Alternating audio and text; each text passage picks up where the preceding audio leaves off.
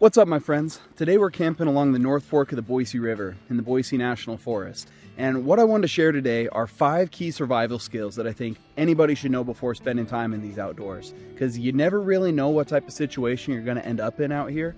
But with these 5 skills, you'll be able to have your bare needs met in just about any situation.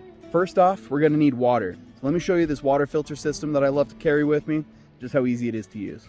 Now, when looking for ideal water to filter, you're going to want to find moving water that is transparent. Something like this river here will make for awesome source.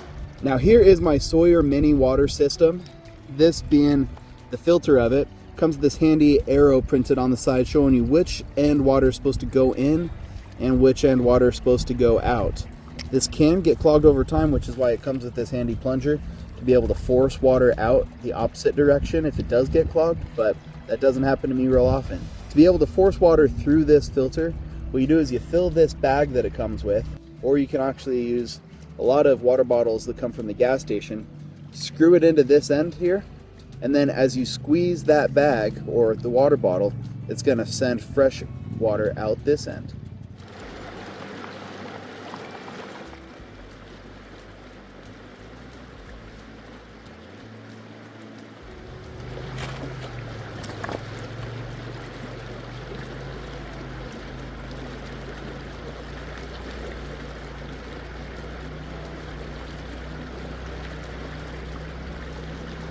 All right, now that we got clean water figured out, let's talk about fire. You're gonna wanna be able to keep yourself warm, especially overnight. And fire's a great way to be able to signal for help and create smoke that can be seen for a long ways away. Fire is something that comes in layers. You can't just throw a bunch of flammable stuff in a pile, create a spark and expect it to work. So what I'm gonna do is go over those layers, go how to build a fire from even the most simple of provisions, just a flint and steel. Step number 1 to building a good fire is find the right materials. Something that we have a lot of in Idaho is this lichen, this really brown mossy stuff. And it is actually super flammable. Lights up real easy. So if you can get a good spark onto this, a lot of times these hairs will take off. Second step is having something like pine needles. Here's some good looking pine needles and dry grass. So yeah, it's sitting out in the sun. It's gonna be nice and dry. Good for some great material. And then we'll want some sticks. Now, whatever sticks you grab should break whenever you bend them. If they bend, they're too wet. Getting some real dry branches. All right, so we have 3 semi-distinct materials. That lichen in the middle that's gonna start off real easy. These pine needles that's going to spread that fire real easy, and then these sticks that are going to burn for much longer while I'm able to go find additional provisions. Now, the reason why you need all 3 of these before you start is because it moves fast. By the time you get that lichen started, you're going to need the next material to put on it. Shortly after that, you're going to need the next material to put on it. So having all of them right here in front of you, you're not scrambling trying to find the next thing before your fire dies. Let's get it sparked. All right, now I got a slight breeze coming through here, so I'm going to start my fire right against these stones so that it's helping to block a lot of that breeze.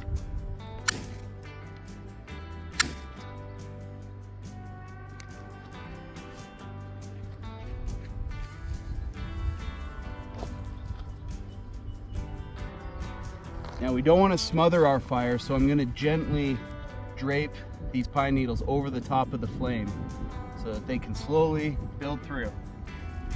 What you need is plenty of oxygen in between your materials as it's first starting out.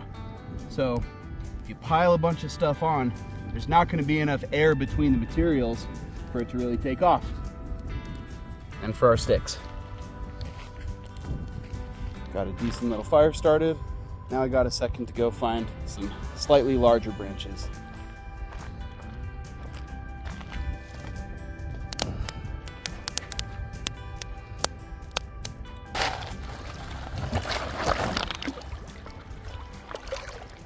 Always make sure to fully drown out your fire because smoky don't play.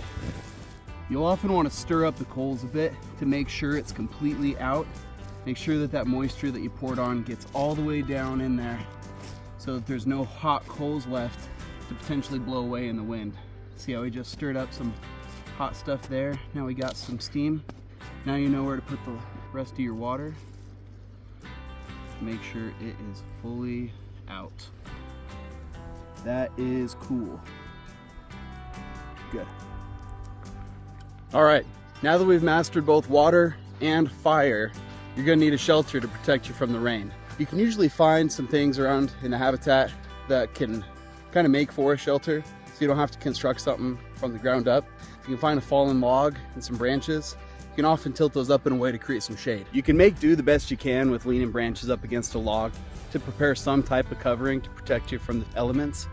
But something I like to keep with me at all times in case I get stuck are one of these bivy bags. These are waterproof, they're airtight, they keep all the other elements out. So as long as you got some space for something this small, keep in your pack, you can always have an extra barrier to protect you from the outdoors. It's essentially a shelter in a bag. All right, well, let's check out this bivy. Packed in there nice and tight, but let's open this thing up. Kind of looks like a garbage bag at first, but into what is essentially a sleeping bag. It's this very bright color, making it easy for folks to find you. If you are in a survival situation where you're lost and a team might be out looking for you, that can be a lifesaver. You can see the inside is this mylar material that is reflective, so it's going to reflect all of your internal body heat back at you. So even though this is a very, very thin material, it does have insulative value. Let's hop in. Now I cleared out all the sticks and the large debris to make for a nice flat area for me to lay. There is a slight incline this direction. You're always going to want your head to be uphill for comfort's sake. And then I'm bringing in pine needles to act as a soft bedding, but also to insulate me from the ground. Because as the night gets colder and colder, more and more of the cold is going to come from the ground through my bag into me. So the more pine needles and things I can have between the ground and me, the warmer my body is going to stay. So it's important that I have good bedding at my torso level, because that's where the majority of my body heat is necessary. So I got a little bit of bedding here. If I was going to be staying the night, I'd put a whole lot more down. Let's hop in our bag.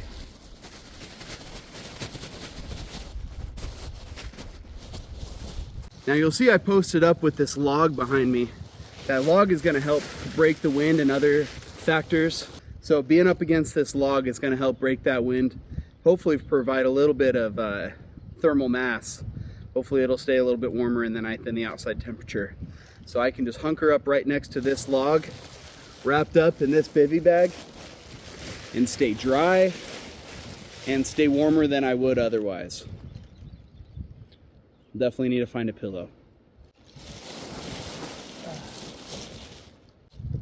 Now, depending on the time of year and what type of factors you're fighting against, you might need to build a whole lot more of a shelter than this. But where it's summer here and nights are only dipping down into the 50s, this is going to be enough to keep me alive. It's not going to keep me super comfortable, but that's not what we're working against. If you're in an area where you'd expect quite a bit of rainfall, I'd get quite a few branches that I could lean up against this log over the top of me to help that water drip down over the top. Now, it's not going to stop all the water because I don't have any waterproof barriers naturally occurring out here, unless I were to have a tarp or a garbage bag with me. Otherwise, the best I'm going to be able to do is live pine branches.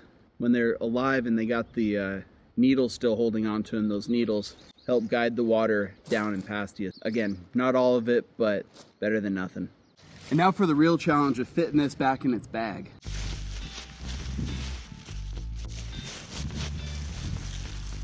Definitely got to get the air out of here if it's ever going to fit back in that bag.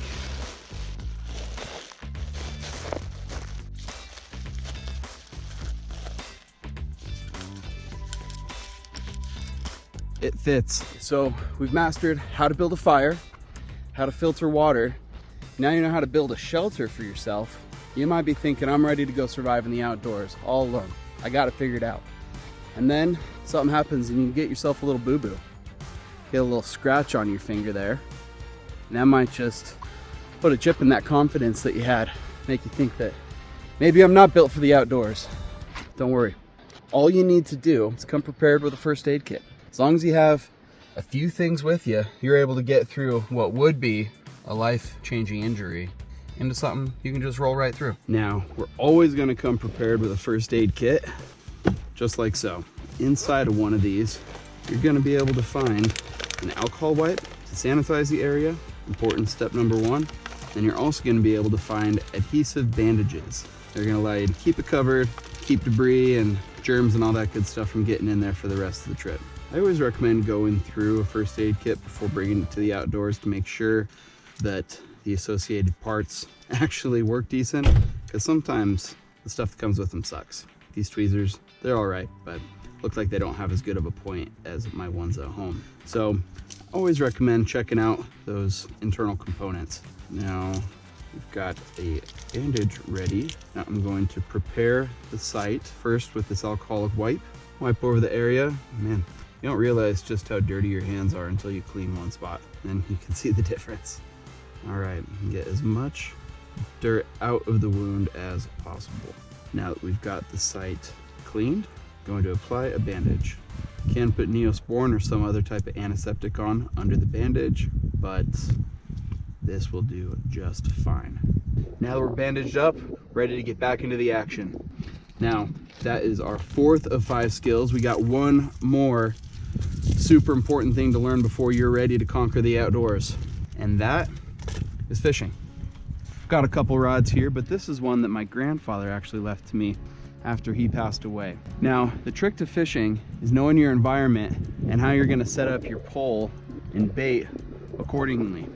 Now, we're doing some river fishing, so water's only a couple feet deep. We're fishing trout, so they're down there towards the bottom and they're looking for food just above them. So what I got here, just some power bait. They kind of look like fish eggs. They have a little bit of a metallic shimmer to them, which is very attractive to those fish. They love shiny things. And then just above it, I have a weight. That weight helps to carry this bait down to the bottom in an area that those fish are actually gonna see it. Then up the line, about 2 feet, we've got ourselves a bobber. Now this is actually a weighted bobber as well, so I got some good casting weight so I can send this across the river with relative ease. Let's do some fishing.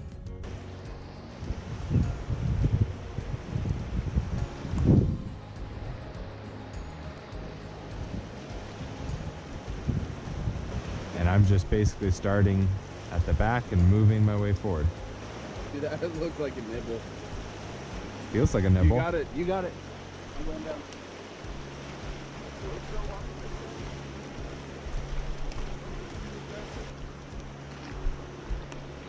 Don't take him out of the water.